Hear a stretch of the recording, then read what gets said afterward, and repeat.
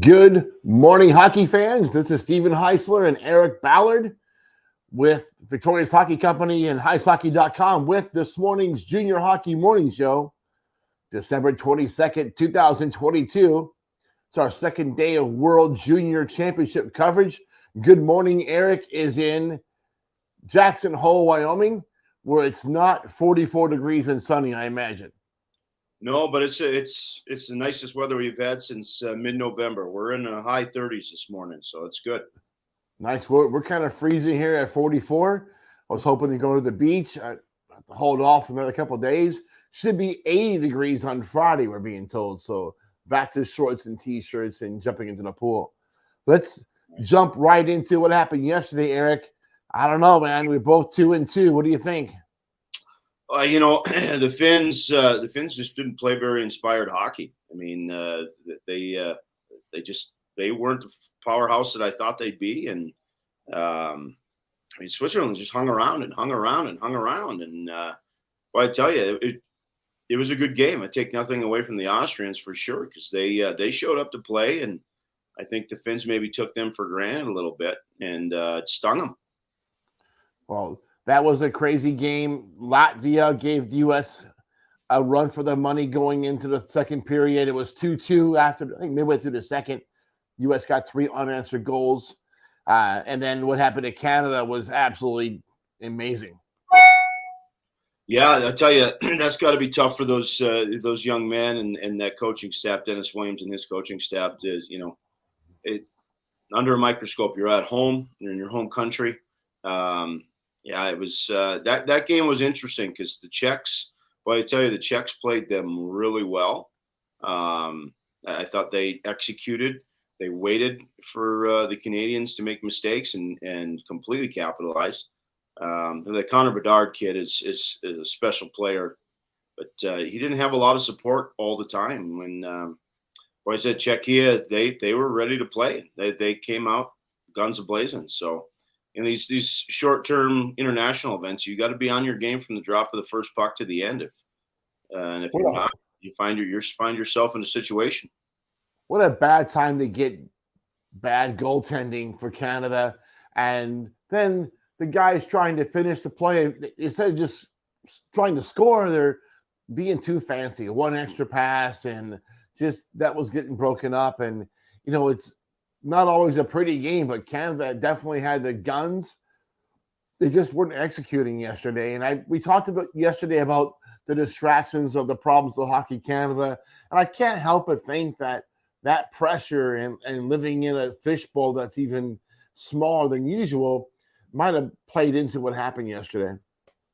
Well, there's no question. You talked about it yesterday, and you emphasized that point. And you're right. I mean, they might be insulated, like I said yesterday, but E.J. Radek last night during the kind of the coverage said something I thought was interesting. We as spectators, we look at these young men as, they're the best in the world at their age, but they're still kids. They're still young men. And E.J. Radek brought that to the forefront yesterday in some type of summary, but they are. They're still kids, and they need to be prepared right away. And sometimes the emotional roller coaster they're on, playing in front of your home country, probably playing in front of a lot of families and friends, that pressure adds up as well. Sweden beat Austria 11-0. That was difficult to watch. Austria's losing streak now is at 28 games at the U20 at the higher division that they're in right now. They've only earned points in a 2-2 game back in 2004 against Ukraine. That's a long run without getting a win. Yeah, there's no question. And they came up against a very well-oiled, extremely highly powerful team there with the Swedes. Swedes look really good, and yeah, that was tough to watch for sure, but they're in the top pool right now. They got to make the best of that situation for sure. So as of right now, is Sweden the favorite? Are the Americans still up there with them? What do you think? That's a great question, because I think the Americans are probably still at the top. The Swedes are definitely there. I'd take nothing away from Canada for sure, just because of one game. But it's going to be interesting. Those first day games and first day losses, they put a little bit of a twist on everything. It's exciting though. Absolutely. Let's get right into day 2 picks. Eric and I are both 2-2 after the first day. I'm not thinking that we're going to be agreeing on everything we say today, but we'll give it a shot. Today's first game, Finland and Sweden. Finland finds themselves in a bit of a hole after a disappointing loss on Monday. Meanwhile, Slovakia will have fresh legs and a boost of confidence from all the upsets from yesterday. Me Too has been known to inspire folks on occasion. If Finland drops this one, I think they're done. Yeah, you broke up there a little bit. I don't know if they're maybe on my end, might be my internet connection, but yeah, the Finns and Slovakia is going to be an interesting game. If the Finns play like they did yesterday, I think Slovakia could steal a game. This is a tough one for me because watching the game, I would say the Finns are probably going to have to come out on top just because they're going to have to play with a little bit of sense of urgency right now. So I think it's going to be a close game, but I'm going to take the Finns. Same here. Second game, Germany and Sweden. Germany finds themselves in a similar position as Slovakia. If they're not careful in this one, the game will get out of hand very quickly. Sweden looks very intimidating as a well-oiled machine. What do you think?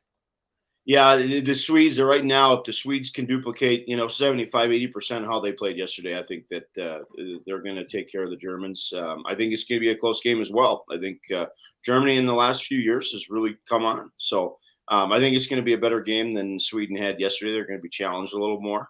But I'm going to take Sweden over. And we're head-to-head every pick so far in 2 days. hopefully with some of us, hopefully we get 4 for 4 today. Yeah, we'll see. Switzerland and Latvia. Switzerland is 1-0 and 0. Latvia 0-1-0. Switzerland stunned Finland on Monday and will be looking for a similar result against Latvia. Latvia looked good for the first 2 periods against USA before falling apart. I'm picking Switzerland. Yeah, I think that might be the game of the day. I think that both those teams match up well. I'm excited about that game. That one's going to be a tough one to call because I think Latvia could steal one from Switzerland right now. So I'm going to actually go with Latvia today. We see that? He picked opposite of me in this one. So he's got Latvia and I got Switzerland. So we have a conflict, the first one in 2 days. I figure I'm going to go with Latvia.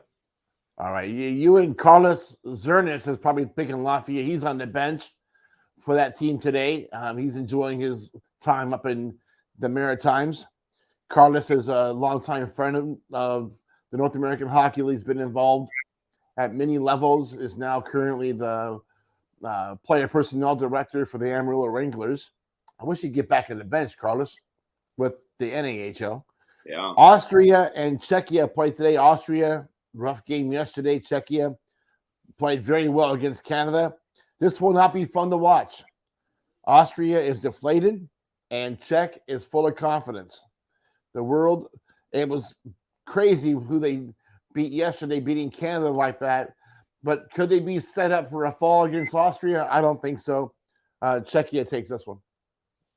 Yeah, Czechia's just got too much in the stable right now, and Austria's going to play better. There's no question they will. But Czechia is just so deep. They've got so much in their arsenal. I definitely take Czechia over the Austrians today. It was an interesting day yesterday. 2 teams play their first games today. We'll see how that goes. It's going to be a great day of hockey day to watch. I think the nerves are calmed down a little bit. The kids are getting into more of a routine, and we'll see some of this back to normal today and tomorrow. Again, I think Canada is stunned from yesterday. I think Finland got stunned yesterday. So we'll see what happens. There's a lot of storylines coming out of the Maritimes today and this morning. Eric, I heard a story. Right now, there's one player from non-sanctioned junior hockey in this event, a player from the New Jersey Rockets. But I'm hearing a rumor that the International Ice Hockey Federation is discussing not allowing players from non-sanctioned leagues to participate in world or professional events. What kind of impact will that have on junior hockey, you think, if that comes to fruition? Well, the USPHL and some of the really good non-sanctioned leagues, it's going to hurt them. I've known quite a few owners in the Western Division. I know quite a few owners across the country, but they rely on 40 to 60% of that roster is European players. If that should happen, if the International Ice Hockey Federation clamps down on them, that's going to make it really tough for some of the middle of the road to the bottom end teams to probably function.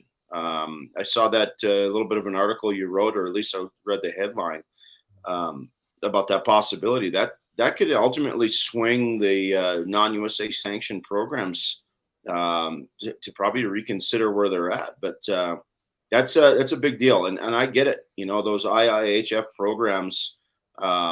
They put those kids on loan to the U.S. When I was part of the North American League. That was a big process.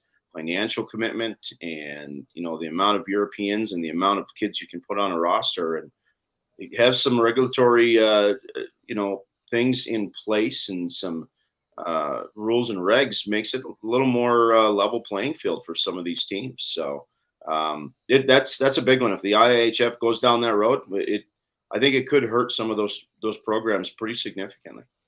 We see one player in this tournament from non-sanctioned junior hockey, but it's the lower levels that I think will be the biggest impact. But a couple of things I think need to change. The International Ice Hockey Federation really should look at eliminating the import restrictions and transfers for participation level play or pay to play. I don't see any reason for that. At the adult level, those transfers aren't required between the U.S. and Canada. It doesn't make any sense for players that are coming here to develop on their own dime to be limited. And the same thing going overseas. If an American player wants to go play in Europe and they're paying to play in Finland or Sweden or Norway, there shouldn't be a transfer. But I think we see a change coming. They're going to address the issue at the international level. I don't think Hockey Canada or USA Hockey can be the one doing it. I think that mandate's got to come down from the international body and get things resolved. But I think we're getting close, Eric. I think it's finally going to come to an end, and they're going to make a ruling. But if they rule against non-sanctioned hockey completely and leave it as it is, it's the lower divisions that are going to suffer. Again, there's only one player at this level in this tournament today that's affected by this that I can see, but it's the lower levels, Division 2, 3, and 4, that will be impacted the most. A lot of those kids are playing on, in the EHL, or some kids are playing in the Greater Metro League, and that's okay, especially from those lower levels. Those kids are actually getting better. So, and that's the idea, right? So. You don't want to take away the opportunities and experience for these kids. However, I think, again, going back to it's kind of a free for all a little bit, and I think some of those, in not knowing a lot of the levels over in Europe and some of those international markets over there, those players are getting plucked out of their respective programs, and there's no compensation for those programs when you're going to a non-sanctioned league. There's just a lot of different variables that come to the table. If I was on that side of the ocean, I'd probably be a little upset losing my players, consistently, and not getting anything in return. So it'll be interesting. I'll be staying tuned to that one for sure. Not that I have a horse in the race either way, but just curiosity. Heck, we all have horses in the race, Eric. We have a player from Australia right now that's playing in Wisconsin, and he would like to play for the Australia's national program. The problem is the hockey in Australia is difficult to develop. They play in the opposite season. A lot of those Australian kids are playing here in North America. In Canada, they get restricted. They really can't play there, and they're not good enough to play in Europe. Same thing with New Zealand. A lot of Chinese kids are falling through that same bracket. As the game grows around the world, developmental opportunities are becoming fewer and farther between. And I think this is one area where the United States and Canada can do better by offering an international developmental model. So there you go. USA Hockey meetings coming up in January. Just what, 2 weeks away? Is that where we are? 2 weeks? About January 11th. We're getting closer. Getting closer. That'll be fun. We should set up in the lobby at the Gaylord Hotel. It's heated and air conditioned. We'll bring Tommy a bunch of coffee, and we'll invite all the USA Hockey folks to stop by and chat. They won't, but we'll invite them anyway. All right, Eric. Thank you so much for joining us this morning. We'll see you tomorrow. Short show today. It'll be this way all week as we continue to follow the World Junior Championship in the Maritimes in Canada. That's it for today, folks.